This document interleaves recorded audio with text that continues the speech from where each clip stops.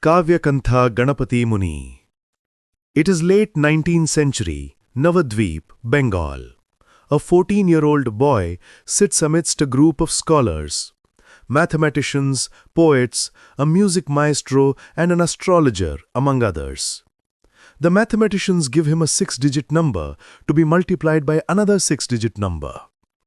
One poet recites the last 2 lines of a Sanskrit verse and challenges the boy to compose the first 2 lines in the same meter and complete it. The other poet, meanwhile, gives him a subject to immediately compose a 4-line Sanskrit verse on. The astrologer places before him a complex pattern of planetary positions and asks him what the consequence will be. The musician hums a few notes of a particularly obscure raga and asks the boy to identify it. Another man rattles off a random date like February 18, 1756 and asks what day that was. As if all this weren't enough, another man stands behind the boy and throws tiny pebbles on his back while the others throw their challenges. The boy is expected to simultaneously keep count of how many pebbles were thrown. The boy answers all of them, instantaneously, correctly, brilliantly, to the tumultuous applause of a wonder-struck audience. This boy wonder, Kavyakantha Ganapati Muni. Muni means one who is steeped in manana, contemplation. Soon won acclaim all over India. He was to later become one of the foremost devotees of Bhagavan Sri Ramana Maharshi. Before he was born, his pious parents had no children. His father went to Benares and prayed at the Ganesha temple there. He had a vision of the idol of Lord Ganesha coming to life and merging with him. At the very same time, back in his village, his wife saw the idol of the goddess in the local temple turn into light and enter her. Soon after, a son was born to the couple. They named him Ganapati in gratitude to Lord Ganesha. However, to their utter disappointment, the boy could not talk at all. Until the age of 5, he remained mute and expressionless. Moreover, he was plagued with many diseases, including epilepsy. In a desperate attempt to cure him, they resorted to the age-old practice of branding him with a red-hot iron rod. This treatment had far-reaching effects. The shock unleashed the boy's latent talents, and he became exceptionally brilliant. His retentive power, his concentration, his capacity to imbibe whatever he read and quote it verbatim increased manifold. By the age of 9, he had mastered Sanskrit literature, and by the age of 11, he had memorized all the 4 Vedas and the Upanishads. When he was 14 years old, Ganapati composed a drama in Sanskrit, which is acclaimed even today as one of the best in that language. The ancient scriptures mention that the rishis of yore did penance and God appeared before them and granted boons. Strongly influenced by these texts, Kavyakantha sought to achieve the same.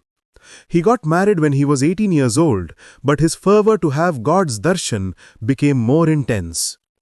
He embarked on a long pilgrimage, visited temples as well as all the sacred rivers like the Ganges, and did penance. His penance was rigorous. He remained silent and motionless for long periods and went without food. Though he meticulously observed all the rules of traditional penance, God did not appear before him. When he failed to find God through one method of penance, he tried another method with equal sincerity.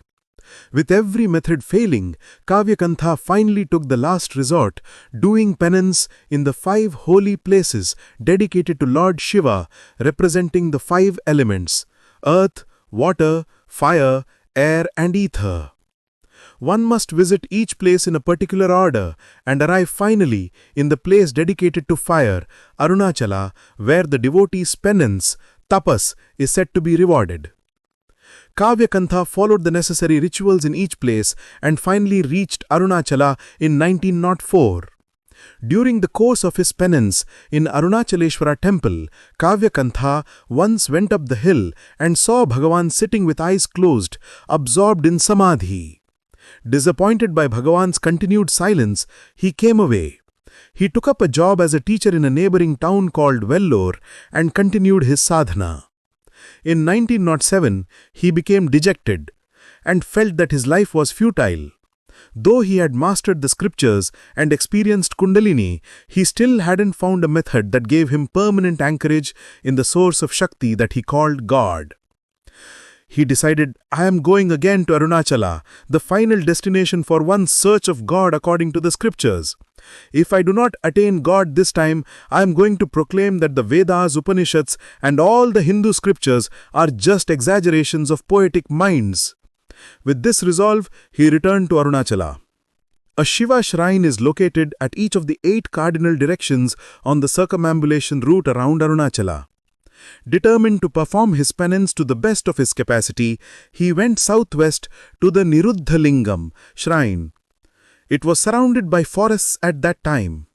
He took shelter in the hollow of a large dead tree and resumed his severe penance of being silent and going without food. After the 5th or 6th day, the Divine Mother spoke to him. Until you have a Guru, you cannot achieve your goal. Your Guru is up there on the hill. Surrender at his holy feet and you will get his grace. Go now. Kavyakantha leapt out of the hollow. It was 1 o'clock in the afternoon and the sun was beating down hard.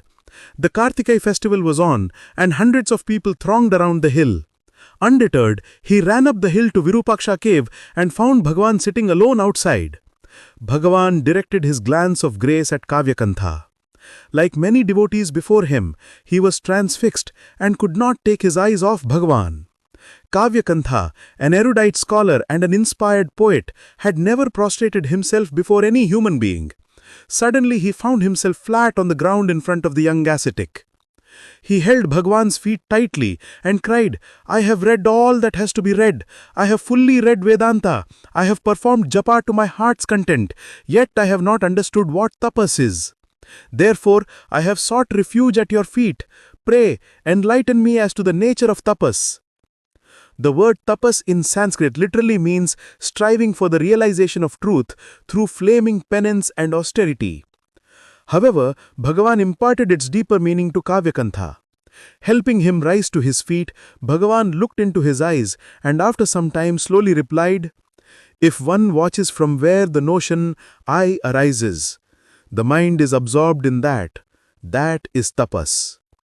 And since Kavyakantha had himself revealed that he practiced mantra japa, repeating mantras thousands of times every day, the master added, When repeating a mantra, if one watches the source from which the sound is produced, the mind is absorbed in that. That is tapas.